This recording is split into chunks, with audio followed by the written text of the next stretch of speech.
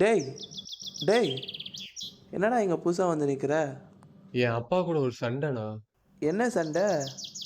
நல்ல மார்க்ல கவர்மெண்ட் காலேஜில் நல்ல சீட் கிடைக்கும்னு நல்லா படிச்சேண்ணா. இப்போ கவர்மெண்ட் காலேஜ்லேயும் சீட் கிடைச்சானா பைக் வாங்கி தரேன்னு சொல்லிட்டு பைக்கே வாங்கி தரலண்ணா. டேய், உங்கள் அப்பா லூசுலடா, நீ தான்டா லூசு. ஏன்னா அப்படி சொல்ற? பைக் வாங்கி தந்தா என்ன பண்ண போறீங்க? பைக் வாங்கிட்டா அப்பா அம்மாவை மறந்துடுவீங்க. வேகமா போடா அப்படின்னு சொல்ற ஃப்ரெண்டு ஹெல்மெட் போட்டு போடான்னு சொல்ல மாட்டான். இந்த பைக்கை வச்சு என்ன போயிட போறீங்க? எங்கேயோ போய் ஏதோ ஒரு இடத்துல வந்து உங்க உயிரை விட போறீங்க. அந்த உயிருக்காக உங்க அப்பா அம்மா வந்து உங்க வீட்டுல உட்காந்து கஷ்டப்பட போறாங்க, அழுவ போறாங்க. பைக்கை வச்சு என்ன பண்ண போறீங்க? அப்பனா அப்பா அப்போவே வண்டி வாங்கி கொடுக்க முடியாது சொல்லியிருக்க வேண்டியதானே? அப்பா அன்னைக்கு சொன்ன ஒரே ஒரு வார்த்தையினால தான் நீ இப்போ கவர்மெண்ட் கோட்டால நல்ல ஒரு டாப் காலேஜ், நல்ல லைஃப் ஷைன் ஆயிட்டு இருக்க, நல்ல ஒரு கவர்மெண்ட் காலேஜ்ல படிக்கிற. அந்த சொன்ன ஒரே ஒரு வார்த்தைக்கு தான் நீ இவ்வளவு தூரம் எஃபர்ட் போட்டு இவ்வளவு தூரம் வந்து நிற்கிற காலேஜுக்கு. அப்படி இல்லைன்னா அந்த ஒரு வார்த்தை நீ சொல்லனா நீ அந்த மாதிரி எஃபர்ட் எடுத்துக்க மாட்டேன், அந்த மாதிரி டாப் காலேஜுக்கு போயிருக்க மாட்டேன். ஓகேவா? உட்காந்து பேசலாம்.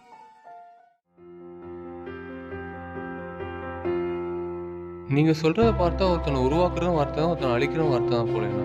அப்புறம் இதை மட்டும் புரிஞ்சு நடத்துனாங்கன்னா கணவன் மனைவி பிரச்சனை கூட வராது போலயே. அப்புறம் பெற்றவங்களையும் போய் முதியோர் இடத்துல கொண்டு போய் சேர்க்க மாட்டாங்க. நீ சொல்றது கரெக்ட் தான்டா, உங்களுக்கு சொல்ல யாருமே இல்லை. அதுக்காக நான் வந்து ஒன்றும் சொல்லிட்டேன். இந்த ஜென்ரேஷன்ல பசங்க கிட்ட சொன்னா என்ன சொல்லுவாங்க? கிரிஞ்சின்னு சொல்லுவாங்க. அட்வைஸ் பண்ண யாருக்கு பிடிக்குது? அட்வைஸ் பண்ணாலும் கிரிஞ்சின்னு சொல்ல போறாங்க. நீ சொன்னா புரிஞ்சு பண்றாங்க, உங்ககிட்ட வந்து நான் சொல்றேன்.